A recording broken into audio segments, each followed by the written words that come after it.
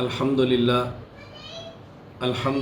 وحدہ لا شریک لہ والصلاة والسلام علی من لا نبی بعدہ اما بعد فاعوذ باللہ من الشیطان الرجیم بسم اللہ الرحمن الرحیم والعصر ان الانسان لفی خسر الا الذین آمنوا وعملوا الصالحات وتواصوا بالحق وتواصوا بالصبر۔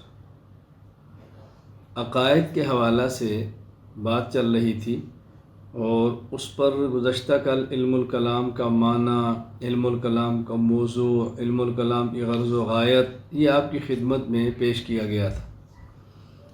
آج سب سے پہلے ائمہ علم الکلام یعنی علم الکلام کے اس فن کے امام کون کون سے گزرے ہیں، یہاں ائمہ سے مراد جنہوں نے مستقل علم الکلام ہی پر کام کیا ہے، ورنہ حضرت امام اعظم ابو حنیفہ نعمان بن ثابت رحمہ اللہ تعالی بہت بڑے امام ہیں، علم الکلام کے بھی امام ہیں، علم الفقہ کے بھی امام ہیں اور بہت بڑے محدث بھی ہیں، لا شک اور لا ریب۔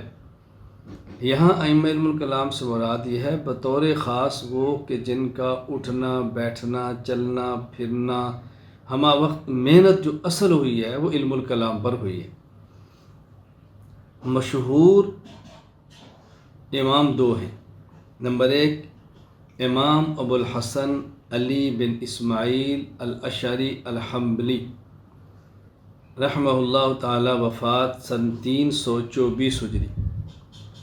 حضرت امام ابو الحسن اشعری رحمہ اللہ تعالی حضرت ابو موسیٰ اشعری رضی اللہ تعالیٰ عنہ کی اولاد میں سے تھے۔ قبیلہ اشعار کی طرف نسبت کی وجہ سے ان کو اشعری کہتے ہیں۔ 260 ہجری میں بصرہ میں پیدا ہوئے۔ بچپن میں والد کا انتقال ہو گیا تو ان کی والدہ محترمہ نے محمد بن عبد الوہاب بن سلام المعروف ابو علی جبائی وفات 303 ہجری سے نکاح کر لیا۔ یہ ابو علی جبائی اس وقت کے مشہور معتزلی تھے، بلکہ معتزلیوں کے مناظر تھے اور ان کے بہت بڑے محقق تھے۔ تو حضرت امام ابو الحسن اشعری رحمہ اللہ کی والدہ نے چونکہ ان کے والد کی وفات کے بعد نکاح ابو علی جبائی سے کیا تھا، تو حضرت کی تربیت پھر ابو علی جبائی کی گود میں ہوئی۔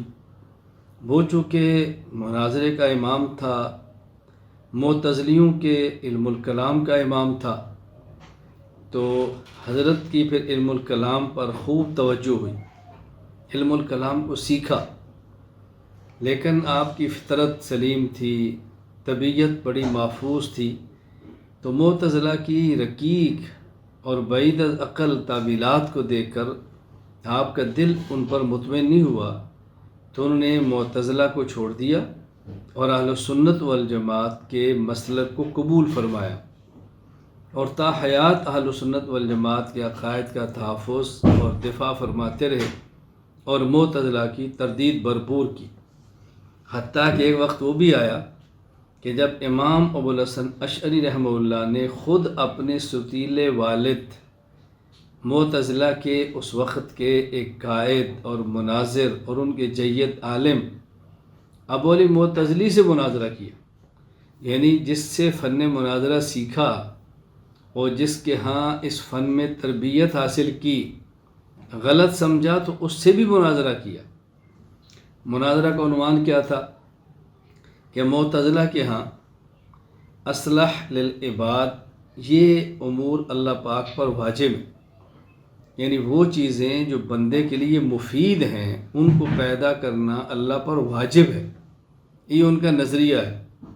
ہم سمجھتے ہیں اہل سنت والجماعت کہ اللہ تعالیٰ پر کوئی چیز بھی واجب نہیں ہے، کوئی لازم نہیں ہے۔ ہاں اللہ تعالیٰ تفضلاً اپنے کرم سے اپنے فضل سے اپنے چیزیں لیں تو ان کا احسان ہے، ورنہ کوئی چیز ان پر لازم نہیں ہے۔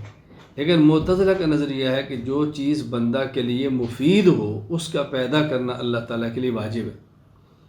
تو امام ابو الحسن اشعری رحمہ اللہ نے ابو علی جبائی سے پوچھا، اچھا اب یہ بتائیں کہ 3 آدمی فوت ہو گئے ہیں، 3 بھائی ہیں، ایک بچپن میں فوت ہوا ہے اور دو بڑے ہو کر فوت ہوئے. جو بڑے ہوئے ان میں سے ایک مطیع تھا، اللہ کا فرما بردار، اور ایک فاسق فاجر عاصی تھا، اللہ کا نافرمان. اب ان تین کے بارے میں آپ کیا کہتے ہیں کہ وہ معصوم بچہ اور دو بڑے، ایک نیک اور ایک فاسق، یہ کہاں جائیں گے؟ ان کو کیا اجر ملے گا، کیا بدلہ ملے گا؟ تو بولی جبائی نے کہا کہ ان میں جو مطیع اور فرما بردار ہے اس کو تو اللہ تعالیٰ ثواب اور جنت دیں گے، اور جو نافرمان عاصی اور فاسق ہے اس کو اللہ تعالیٰ جہنم دیں گے. اور یہ جو بچپن میں فوت ہوا اس کو نہ ثواب نہ عقاب نہ جنت نہ جہنم، کچھ بھی نہیں ملے گا. امام ابوالحسن اشعری نے پوچھا کہ یہ جو بچہ ہے اس کو کیوں نہیں ملے گی جنت یا جہنم؟ اگر یہ بچہ اللہ تعالیٰ سے سوال کرے کہ یا اللہ آپ نے مجھے بچپن میں موت دے دی، مجھے آپ بچپن میں کیوں موت دی آپ نے؟ میں بڑا ہوتا، میں نیک کام کرتا تو میں جنت میں جاتا، تو بچپن میں موت ملی تو میں جنت میں نہیں جا سکتا. تو اللہ تعالیٰ کیا جواب دیں گے؟ تو بولی جبائی کہنے لگے کہ اللہ تعالیٰ اس کو جواب دیں گے ہمارے علم میں تھا اگر تو بڑا ہوتا تو نافرمانی کرتا اور جہنم میں جاتا، اس لیے ہم نے بچپن میں تجھے موت دی کہ تو جہنم میں نہ جائے. تو انہوں نے کہا یہ جو بڑا ہوا، نافرمان ہوا اور جہنم میں گیا، اگر یہ اللہ تعالیٰ سے پوچھ لے کہ یا اللہ مجھے آپ بچپن میں موت دے دیتے، نہ میں بڑا ہو کے گناہ کرتا نہ جہنم میں جاتا، اس کو اللہ تعالیٰ کیا جواب دیں گے؟ اس پر ابو جبائی خاموش ہو گیا اور اس کے پاس کوئی جواب نہیں تھا. حضرت امام ابوالحسن اشعری رحمہ اللہ نے اعتزال سے توبہ کی، اس کو چھوڑ دیا، ان کے ساتھیوں اور شاگردوں نے بھی چھوڑ دیا اور مستقل مسلک اہل سنت والجماعت قبول کیا اور تا دم آخر اسی مسلک کے تحفظ اور دفاع میں لگے رہے. اللہ تعالیٰ مجھے اور آپ سب کو اہل سنت والجماعت کے مسلک کی پہرے داری کرنے کی توفیق عطا فرمائے.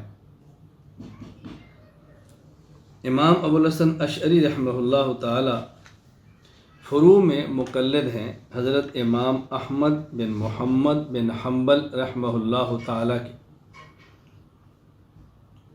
حضرت امام احمد بن محمد بن حنبل کی وفات 241 ہجری، اور یہ امام ابوالحسن اشعری رحمہ اللہ تعالی تقریباً 300 کے لگ بھگ کتب کے مصنف ہیں، جن کو تفصیل کے ساتھ امام خیر الدین بن محمود بن محمد الزرقلی وفات 396 ہجری نے ذکر کیا ہے. الاعلام میں اس کو دیکھا جا سکتا ہے. آپ نے جو کتب تصنیف فرمائی ہیں ان میں سے مشہور کتب یہ ہیں: الفصول، الموجز، الفصول، الموجز، کتاب فی خلق الاعمال، کتاب فی الاستطاعہ، کتاب کبیر فی الصفات، کتاب فی جواز رؤیت اللہ بالابصار، کتاب فی الرد علی المجسمہ، مقالات الاسلامیین واختلاف المصلین، کتاب فی الرؤیا، مختصر و مدخل الی الشرح والتفصیل. آپ کی وفات 324 ہجری میں ہوئی. دوسرے معروف اور مشہور امام علم الکلام امام ابو منصور محمد بن محمود ماتوریدی الحنفی رحمہ اللہ تعالی.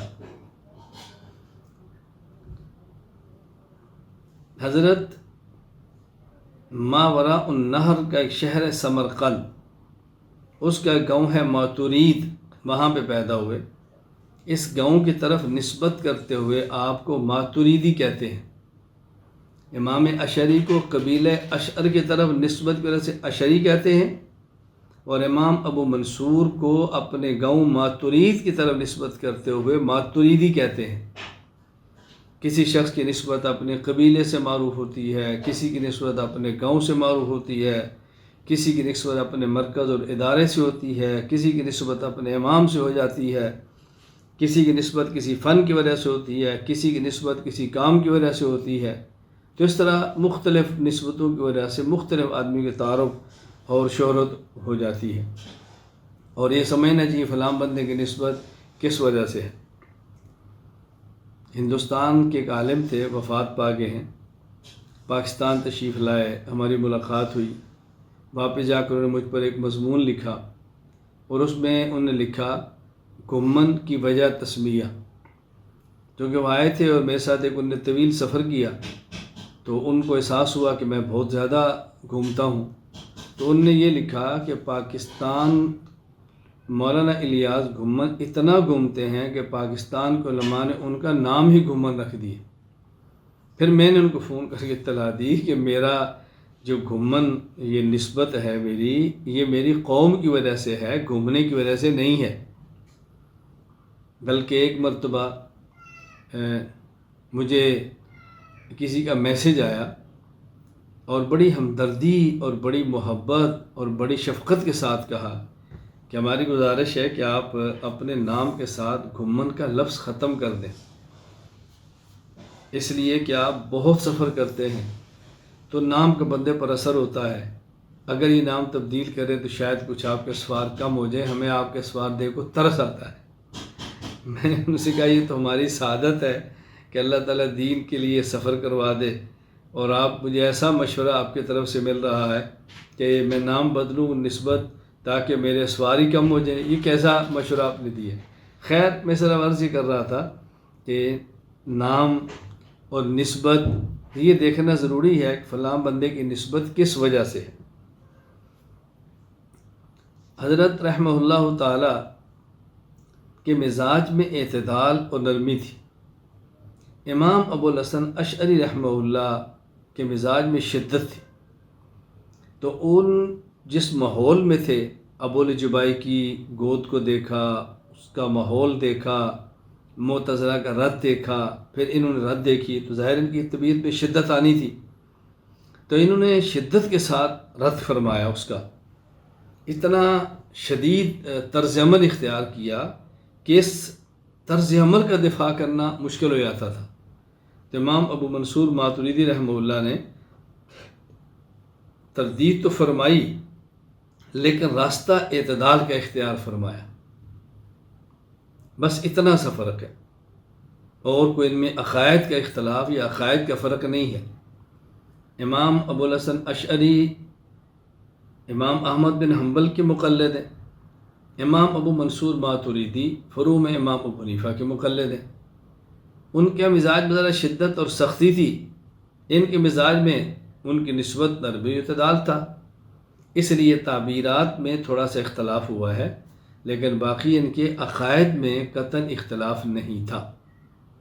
تعبیر کا اختلاف یہ ہو جاتا ہے، اور ماحول کے اعتبار سے تعبیر کا اختلاف کر لینا یہ کوئی حرج کی بات بھی نہیں ہے۔ مجھے اس پہ ایک واقعہ یاد آیا، علامہ خالد محمود رحمہ اللہ تعالی پاکستان کے بہت بڑے عالم، بہت بڑے مناظر تھے، حضرت کی جوانی اس کام میں گزری ہے، مجھ سے بہت محبت فرماتے، چونکہ ہم نے تو ان کی جوانی نہیں بڑھاپا ہی دیکھا ہے۔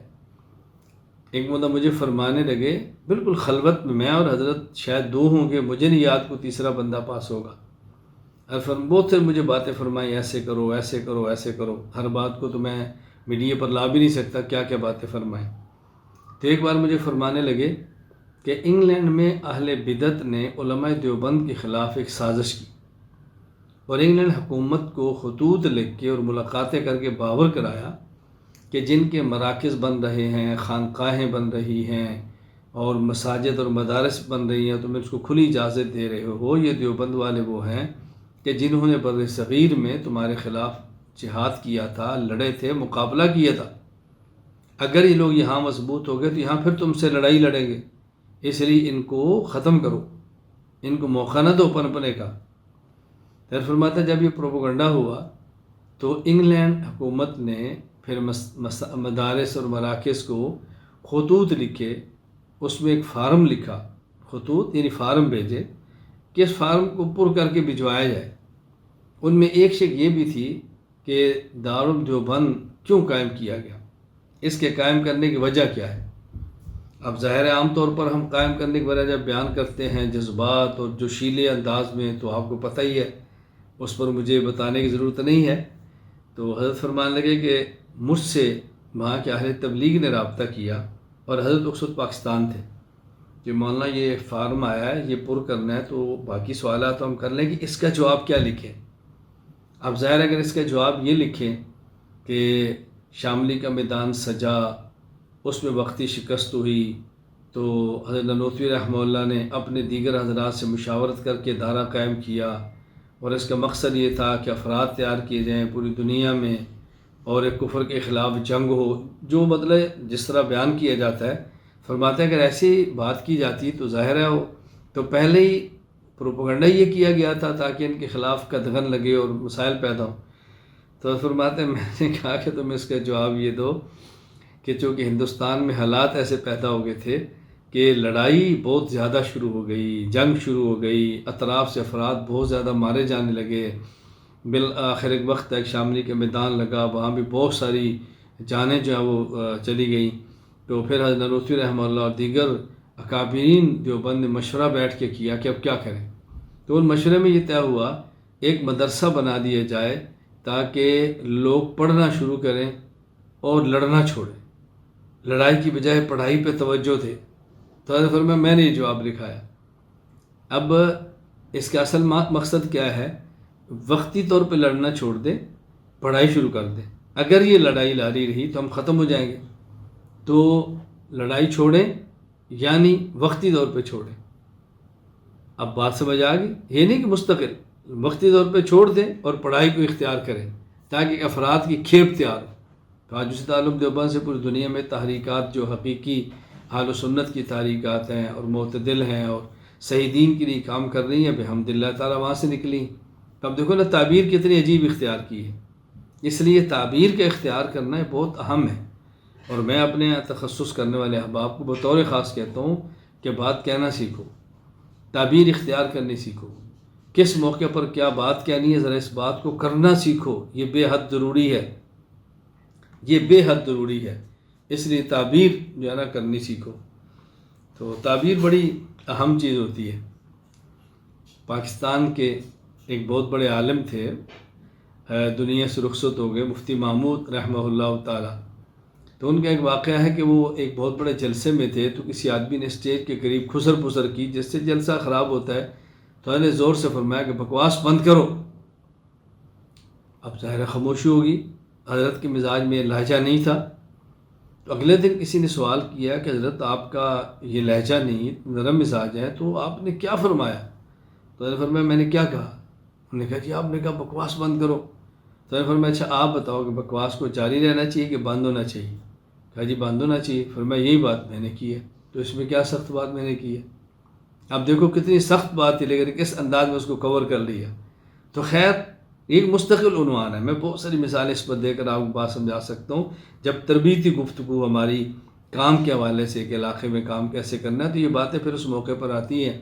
اور میرے یہاں تخصص کرنے والے علماء اچھی طرح جانتے ہیں کہ میں اسباق کے دوران ایسی باتیں بہت کہتا ہوں کہ جس سے کام کا سلیقہ ہے، اپنی مسجد میں، اپنے مدرسے میں، اپنے محلے میں، اور طریقہ ہے کہ ہم نے کام کیسے کرنا ہے، بات کیسے کہنی ہے۔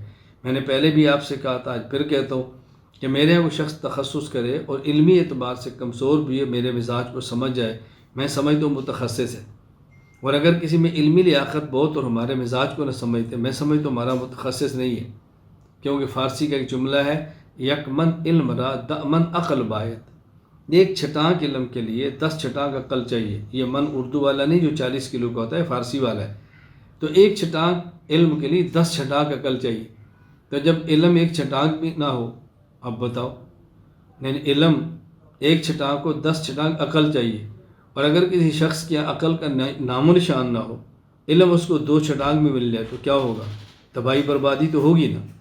اس لیے علم کے استعمال کے لیے عقل کا استعمال کرنا بہت ضروری ہے، پھر صحیح جگہ پر جا کے علم فائدہ دیتا ہے۔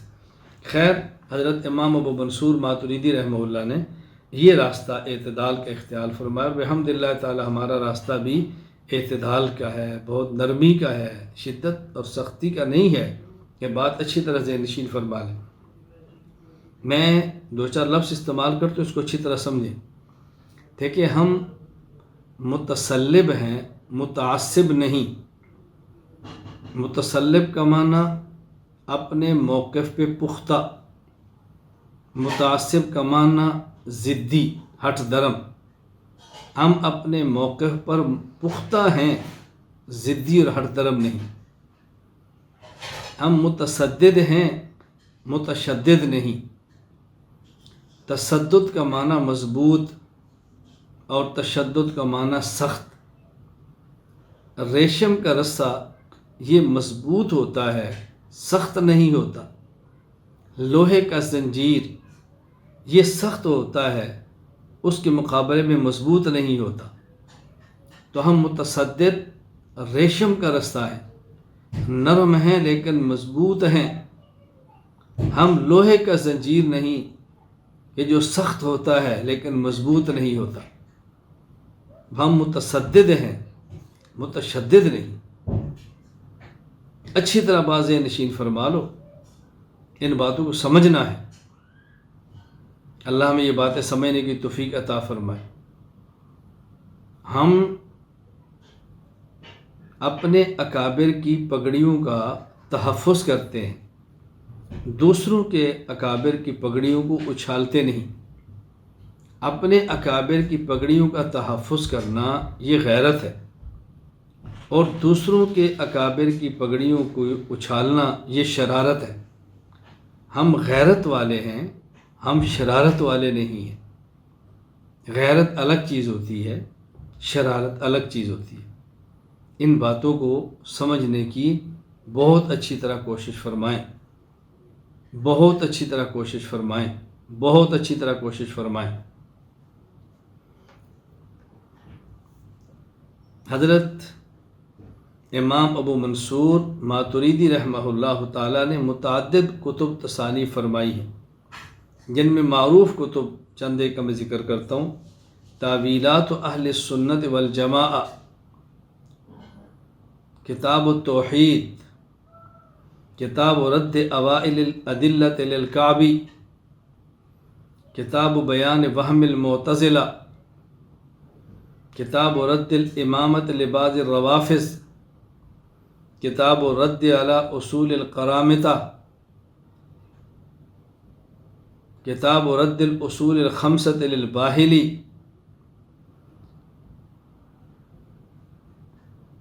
کتاب الجدل، کتاب رد تہذیب الجدل کہ یہ کتب، یہ چند کتب میں نے آپ کے سامنے ذکر کی ہیں۔ آپ محدث زمانہ امام ابو جعفر طحاوی رحمہ اللہ تعالیٰ کیا مصر ہے۔ حضرت امام طحاوی رحمہ اللہ کی وفات 321 ہجری میں ہے، اور آپ کی وفات سن 333 ہجری کے اندر ہے۔ یہاں ایک دو باتیں اچھی طرح سمجھ لیں۔ نمبر 1، ائمہ اربع امام اعظم ابو حنیفہ نعمان بن ثابت، امام دار الہجرہ امام مالک بن انس، امام محمد بن ادریس الشافعی، امام احمد بن محمد بن حنبل، ائمہ اربع، امام ابو الحسن اشعری، امام ابو منصور ماتریدی۔ تو حنفیہ، مالکیہ، شافعیہ اور حنابلہ، اشعریہ اور ماتریدیہ، ان کا آپس میں عقائد پر اتفاق ہے۔ ان کا عقائد میں کوئی اختلاف نہیں، کیونکہ عقائد میں اختلاف دو طرح کا ہوتا ہے۔ عقائد کا ایک اختلاف وہ ہوتا ہے کہ جو انسان کو اسلام سے نکال دیتا ہے۔ عقائد کا دوسرا اختلاف وہ ہوتا ہے جو انسان کو اہل سنت سے نکال دیتا ہے۔ تو جب یہ سب مسلمان بھی ہیں، اہل سنت والجماعت بھی ہیں، تو پھر ان کا اختلاف عقائد کا تو نہ ہوا نا۔ اس لیے ان حضرات کا اختلاف عقائد کا نہیں ہے۔ ہاں، ان کا جو آپس میں اختلاف ہوا ہے اشعریہ اور ماتریدیہ کا یہ لفظی اختلاف ہے، تعبیرات کے اختلاف ہے، نزاع لفظی ہے، نزاع حقیقی نہیں، اور ان کا باہمی اختلاف بھی زیادہ سے زیادہ کوئی 32-35 کے لگ بھگ مسائل نظریات ہیں جن میں اختلاف ہے، اس سے زیادہ اختلاف بھی نہیں، اور یہ بھی نزاع لفظی ہے، نزاع حقیقی نہیں، تعبیرات کے اختلاف ہے، حقائق کا اختلاف نہیں ہے۔ یہ نزاع حقیقی اور نزاع لفظی کیا ہوتا ہے؟ نزاع حقیقی حقائق اور نظریات اور عقائد کا اختلاف، یہ نزاع حقیقی ہے۔ جیسے اہل حق کا عقیدہ ہے کہ قبر میں مسلمان کو ثواب اور کافر کو عذاب یہ ملے گا، اور جو لوگ اس کا انکار کرتے ہیں کہ قبر میں نہ مسلمان کو ثواب نہ کافر کو عذاب ہے، تو یہ حقیقی اختلاف ہے، یہ حقیقی اختلاف ہے۔ کوئی شخص قبر کے ثواب اور عذاب کا انکار ہی کر دے، ایسے شخص کو مسلمان کہنا بہت مشکل ہے، مسلمان ماننا بہت مشکل ہے جو ثواب اور عذاب کا انکار ہی کر دے۔ یہ تو قطعیات سے ثابت ہے۔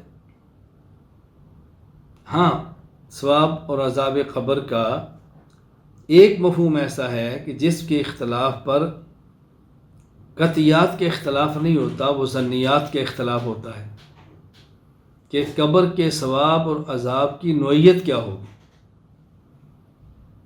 اس کی ترتیب کیا ہوگی، عالم قبر کسے کہتے ہیں، قبر کسے کہتے ہیں، عالم برزخ کسے کہتے ہیں۔ یہ اختلاف ایسا ہے کہ جو ایسا اختلاف ہے کہ جس کی بنیاد پہ اسلام اور کفر کا اختلاف نہیں ہوتا۔ یہ بات اچھی طرح ذہن نشین فرما لیں۔ نزاع لفظی عقائد، نظریات، حقائق کا اتفاق ہو، لیکن تعبیرات کا اختلاف۔ مثلا یہی مسئلہ لے لیں، ثواب و عذاب قبر والا۔ اہل السنت والجماعت متکلمین کا موقف یہ ہے کہ قبر میں ثواب اور عذاب یہ جسم اور روح دونوں کو ہوتا ہے، اصالتاً روح اور طبعاً اور ضمناً جسم کو ہوتا ہے۔ ثواب اور عذاب اصل روح کو ہوتا ہے اور روح کے واسطہ سے جسم کو ہوتا ہے۔ جب ثواب و عذاب قبر پر بات آئے گی تو انشاءاللہ شرح و بسط کے ساتھ میں آپ کی خدمت میں پیش کروں گا۔ مجھے امید ہے کہ اگر آپ نے دیانت اور توجہ سے اس مسئلے کو وہاں پڑھ لیا تو ثواب و عذاب قبر، حیات النبی صلی اللہ علیہ وسلم اور سماع موت وغیرہ کے مسائل میں آپ کو کوئی الجھن اور اشکال نہیں رہے گا انشاءاللہ العزیز۔ میں اس طرح اس مسئلے کو کھول دوں گا کہ آپ کو لطف آئے گا اور آپ کو مزہ آئے گا عقیدہ پڑھنے میں، اور یہ جو عقائد خشک ہوتے ہیں ہم اس کو ایسا تر کر دیں گے کہ آپ کو انشاءاللہ دماغ معطر ہو جائے گا، تر و تازہ ہو جائے گا۔ جب عقائد شروع ہوں گے تو یہ گفتگو تو پھر ہوگی نا، ابھی تو بنیادی باتیں سمجھائی جا رہی۔ جبکہ اہل سنت والجماعت صوفیاء کا مسلک بھی یہی ہے کہ قبر میں ثواب و عذاب روح اور جسم دونوں کو ہوتا ہے، اصلاً بالذات اصالتاً روح کو ہوتا ہے، طبعاً اور ضمناً اور بالواسطہ جسم کو ہوتا ہے۔ اب دونوں میں فرق کیا ہے؟ متکلمین اہل سنت والجماعت بھی روح اور جسم دونوں کے ثواب و عذاب کے قائل ہیں، اور صوفی اہل سنت والجماعت بھی جسم اور روح دونوں کے ثواب و عذاب کے قائل ہیں۔ فرق کیا ہے کہ اہل سنت والجماعت کا موقف یہ ہوتا ہے متکلمین کا کہ روح کو جب عذاب یا ثواب اصالتاً ہے اور جسم کو ضمناً ہے، اور صوفیہ کہتے ہیں کہ ثواب و عذاب اصل جست مثالی کو ہوتا ہے۔ تو اہل سنت والجماعت متکلمین روح کو کہہ رہے ہیں اور صوفیہ اہل سنت والجماعت جست مثالی کو کہہ رہے ہیں۔ سوال یہ ہے کہ صوفیہ جسد مثالی کہتے کسے ہیں؟ جسم سے جو روح نکلتی ہے اس روح کی شکل کیا ہوتی ہے؟ یہ روح متشکل بجسدہ الاصلی ہوتی ہے، یعنی روح جسم سے نکلنے کے بعد وہی شکل اختیار کرتی ہے جو جسم کی ہوتی ہے۔ تو اس روح کے متشکل بجسد الاصلی یعنی اس روح کے جسد عنصری اور جسد خاکی کے مثل ہونے کی وجہ سے صوفیہ اس روح کو جسد مثالی کہتے ہیں۔ اب جس کو متکلمین روح کہہ رہے ہیں، صوفیہ اسی روح کو جسد مثالی کہہ رہے ہیں۔ تو دونوں روح کے ثواب و عذاب کے قائل ہیں۔ ایک نے روح کا نام روح رکھا ہے اور ایک نے روح کا نام جسد مثالی رکھا ہے۔ کہتے ہیں نا عباراتنا شتیٰ و حسن کا واحد، محبوب کا حسن تو ایک ہی ہے لیکن اس کی تعبیر کرنے والے محبین میں کے الفاظ میں اختلاف ہوتا ہے۔ کوئی یہ تعبیر لیتا ہے، کوئی یہ تعبیر لیتا ہے، کوئی یہ لیتا ہے، کوئی یہ لیتا ہے۔ کوئی اس کے چہرے کو چاند سے تشبیہ دے دیتا ہے، کوئی چہرے کو سورج سے تشبیہ دیتا ہے، کوئی مہکتے پھول سے تشبیہ دے دیتا ہے، کوئی پنکھڑی گلاب کی کہہ دیتا ہے۔ تو اب یہ تعبیرات کا اختلاف ہو رہا ہے نا۔ حسن کے تو سب قائل ہیں لیکن حسن کو بیان کیسے کرنا ہے، تعبیرات اپنی اپنی ہو رہی ہیں۔ اب یہ جو اہل سنت والجماعت متکلمین اہل سنت والجماعت صوفیہ کے درمیان اختلاف ہے، یہ نزاع حقیقی نہیں بلکہ نزاع لفظی ہے۔ دیکھیں جب یہ بات آپ کو سمجھ آ گئی تو ایک کتنا بڑا عقیدے کا مسئلہ حل ہوا۔ آگے جب اپنے مقام پر عقیدہ بیان ہوگا تفصیلی بحث وہاں پہ ہوگی۔ جب ہم کہتے ہیں نا کہ اہل سنت والجماعت احناف دیوبند کا عقیدہ ہے کہ قبر میں عذاب اور ثواب جسد عنصری کو ہوتا ہے تعلق روح کے ساتھ، بعض لوگ کہتے ہیں نہیں جی علماء دیوبند کا تو عقیدہ اس جسد عنصری کو عذاب کا نہیں، جسد مثالی کے عذاب کا ہے۔ دلیل وہ دلیل میں پھر یہ صوفیہ کے اقوال پیش کرتے ہیں۔ کبھی حکیم الامت اشرف علی تھانوی رحمہ اللہ کی طرف منسوب منشی عبد الرحمن صاحب کی تحریر کی ہوئی کتاب حضرت تھانوی کے ملفوظات اشرف الجواب پیش کرتے ہیں۔ وہاں پر کئی مرتبہ پھر ساتھیوں کو پیچیدگی اور الجھن ہوتی ہے، یہ کیا ہم نے کیا پڑھا تھا، یہ کیا ہوا۔ اچھی طرح بات سمجھنے جو میں نے آپ کی خدمت میں پیش کی ہے، یہ ذہن میں رکھیں گے تو انشاءاللہ کبھی بھی آپ کو الجھن نہیں ہوگی۔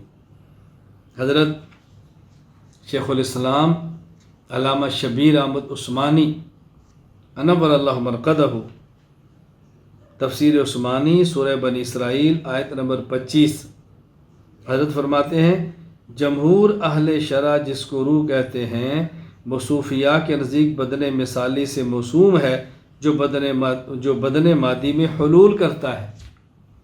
اب دیکھو یہ جسد مثالی اسی روح کو کہہ رہے ہیں، کسی اور چیز کو نہیں فرما رہے، الجھن ختم ہوگی۔ تو یہ نزاع حقیقی ہے نہیں بلکہ نزاع لفظی ہے۔ تو میں نے عرض کیا تھا ایک نزاع حقیقی ہوتا ہے اور ایک نزاع لفظی ہوتا ہے، دونوں میں فرق اچھی طرح سمجھ لیں۔ یہ ایک اشکال ہے۔ اشکال یہ ہے کہ آپ خود کو حنفی کہتے ہیں، خود کو امام ابو حنیفہ رحمہ اللہ کا مقلد کہتے ہیں۔ تو جب آپ امام ابو حنیفہ رحمہ اللہ کے مقلد ہیں، حنفی ہیں، تو پھر خود کو ماتریدی کیوں کہتے ہیں؟ تو کیا آپ عقائد میں امام ابو منصور ماتریدی کے مقلد ہیں؟ امام حنیفہ کو عقائد نہیں آتے تھے، تو جب مقلد ان کے ہیں تو پھر خود کو ماتریدی کیوں کہتے ہیں؟ یہ بات اچھی طرح ذہن نشین فرما لیں۔ امام ابو حنیفہ رحمہ اللہ کو عقائد آتے تھے، وہ عقائد سمجھاتے تھے، عقائد پر مناظرہ کرتے تھے۔ اپنے دور میں وہ عقائد کی تعبیرات اور عقائد اور گفتگو کے بے تاج بادشاہ تھے۔ بڑے بڑے سورما آئے ہیں گفتگو کے لیے لیکن منہ کی کھائی ہے۔ حضرت امام ابو حنیفہ رحمۃ اللہ علیہ کتاب الفقہ الاکبر یہ عقائد کی کتاب ہے جو اس عنوان پر اول ترین، مختصر ترین اور جامع ترین کتاب ہے۔ ہم نے اس لیے الفقہ الاکبر کو گزشتہ سال کئی ایک ممالک کے علماء کو پڑھایا تاکہ یہ ذہن بنے کہ الفقہ الاکبر کتاب امام صاحب کی ہے۔ ہم نے اپنی کتابوں کو نظر انداز کیا ہے تو ہمارا قصور ہے نا، اپنی کتب میدان میں لائیں۔ اپنے اماموں کو لائیں، اپنے ائمہ کے علوم کو لائیں، پھر آپ کو لطف آئے گا کام کرنے کا۔ تو امام ابو منصور ماتریدی رحمہ اللہ کے مقلد نہیں، ہم مقلد تو امام اعظم ابو حنیفہ رحمہ اللہ تعالیٰ کے ہیں۔ جب یہ ہم کہتے ہیں ہم اصول اور فروع دونوں میں امام ابو حنیفہ کے مقلد ہیں، تو یہاں اصول کا معنی عقائد نہیں، بلکہ وہ قوانین، کلیات اور ضابطے ہیں جن سے فقہی مسائل مستنبط ہوتے ہیں۔ تو اصول سے مراد قواعد اور فروع سے مراد مسائل، یعنی ہم اجتہادی اصول قوانین میں اور اجتہادی فروع اور مسائل دونوں میں حضرت امام اعظم ابو حنیفہ نعمان بن ثابت رحمہ اللہ تعالیٰ کے مقلد ہیں۔ ماتریدی کہنے کی وجہ، جس دور میں معتزلہ کا عروج تھا اور معتزلہ اہل سنت کا رد فرما رہے تھے، ان کے مقابلے میں جو میدان میں اترے وہ تھے امام ابو الحسن اشعری، امام ابو منصور ماتریدی۔ تو ہم اپنی نسبت اشعری یا ماتریدی جو کرتے ہیں وہ حنفیت کے مقابلے میں نہیں، بلکہ اعتزال اور معتزلہ کے مقابلے میں، یعنی ہم معتزلی نہیں ہیں، ہم اشعری ہیں، ہم معتزلی نہیں ہیں، ہم ماتریدی ہیں۔ تو یہ ماتریدی اور اشعری کی نسبت یہ حنفیت کے مقابلے میں نہیں ہے، بلکہ معتزلہ کے مقابلے میں ہے۔ میں اس کی مثال دیتا ہوں، جیسے ہم خود کو دیوبندی کہتے ہیں، میں تو اپنی نسبت دیوبندیت والی پر فخر کرتا ہوں، نہ معلوم لوگ کیوں نظریں جھکا لیتے ہیں، نہ معلوم کیوں ریورس گیئر لگا لیتے ہیں، نہ معلوم کیوں جھجک اختیار کرتے ہیں۔ پڑھا اللہ اکبر اکابرین دیوبند کے مدارس میں، کھایا اکابرین دیوبند کے مدارس میں، شہرت اکابرین دیوبند کے صدقے، قبولیت دیوبند کے صدقے، مومنین دیوبند سے نسبت کرنے والے، اور جب تھوڑی سی ترقی ملی، تھوڑا سا عروج ملا، تھوڑی سی شہرت ملی، تو فوراً ریورس گیئر لگ گئے، دیوبندیت کیا ہوتی ہے، ہم تو مسلمان ہیں۔ یہ بات تم اس وقت کہتے جب تمہارا آغاز تھا، یہ اس وقت کہتے جب پڑھنے کے لیے گئے تھے۔ اور یہ جو اعتدال کے دعوے کرنے والے ہیں نا کہ ہم تو خود کو دیوبندی نہیں کہتے، انہیں کو پھر اپنے مدارس میں روافظ کو بھی داخلہ دیں، غیر مقلد کو بھی داخلہ لیں، اہل بدعت کو بھی داخلہ دیں، تاکہ ہمیں پتہ چلے کہ آپ بہت معتدل ہیں۔ جب آپ کے جلسے کا سٹیج لگے تو آپ سب کو بلائیں تاکہ پتہ چلے کہ آپ بہت معتدل ہیں۔ یہ صرف جھوٹی ہمدردیاں لینے کے لیے ایسی باتیں کہہ دی جاتی ہیں۔ بہرحال بحمد اللہ تعالیٰ مجھے اہل سنت والجماعت حنفی دیوبندی ہونے پر فخر ہے۔ ہمیں کون سی وہ علمی اور روحانی نعمت ہے جو کابرین دیوبند کے صدقے نہیں ملی؟ آزادی ان کی وجہ سے، عزت ان کی وجہ سے، علم ان کی وجہ سے، تقوی ان کی وجہ سے، شہرت ان کی وجہ سے، ہر چیز ان کی وجہ سے اللہ نے عطا فرمائی ہے۔ اللہ ہمیں یہ قدر کرنے کی توفیق عطا فرمائے۔ اب ہم خود کو دیوبندی کہتے ہیں، تو کبھی لوگ اعتراض کہ تم تو حنفی ہو، دیوبندی کیوں کہتے ہو؟ کوئی کہ تم حنفی ہو تو ماتریدی اشعری کیوں کہتے ہو؟ اب اعتراض خود دیوبندی ہو، حنفی ہو تو دیوبندی کیوں کہلواتے ہو؟ ہم کہتے ہیں بھی ہم اہل سنت والجماعت حنفی ہیں، لیکن ہمارے اس بر و صغیر پاک و ہند میں ایک طبقہ ایسا پیدا ہوا جنہوں نے خود کو اہل سنت والجماعت حنفی کہا، لیکن تعبیرات انہوں نے وہ اختیار کی، عقائد کی تشریحات وہ اختیار کی، اور مسائل میں وہ مسائل اختیار کیے کہ جو اکابرین علماء دیوبند کے نہیں تھے، بلکہ احمد رضا خان بریلی، الٹے باس بریلی والے ان کے تھے۔ تو انہوں نے اپنی نسبت ان کی طرف کی اور بریلوی کہلانے لگے، ہم نے نسبت ان کی طرف کی تو دیوبندی کہلوانے لگے۔ ہمارا لہجہ تلخ نہیں ہے، فتویٰ بازی نہیں ہے، برا بھلا والی بات نہیں ہے۔ ان کو اپنے اعلیٰ حضرت سے پیار ہے، نسبت وہاں کرتے ہیں، ہمیں اپنے اکابرین سے پیار نسبت یہاں کرتے ہیں۔ ہر ایک کو اپنے اپنے اکابر سے محبت ہے، ٹھیک ہے، ان کو اپنے اکابر سے محبت مبارک، ہمیں اپنے اکابر محبت سے مبارک، اس میں لڑائی جھگڑے کی بات تو نہیں ہے نا۔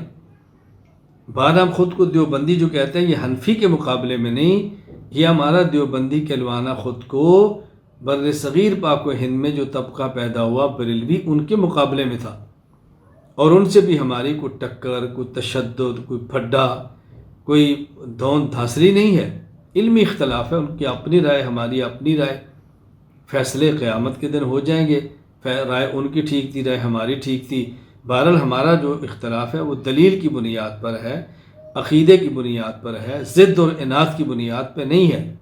اللہ تعالیٰ ہمیں یہ بات سمجھنے کی توفیق عطا فرمائے۔ یہاں ایک بطور فائدہ بات اچھی طرح سمجھ لیں، یہ جو لفظ اصول ہے اس کے کئی معنی ہیں۔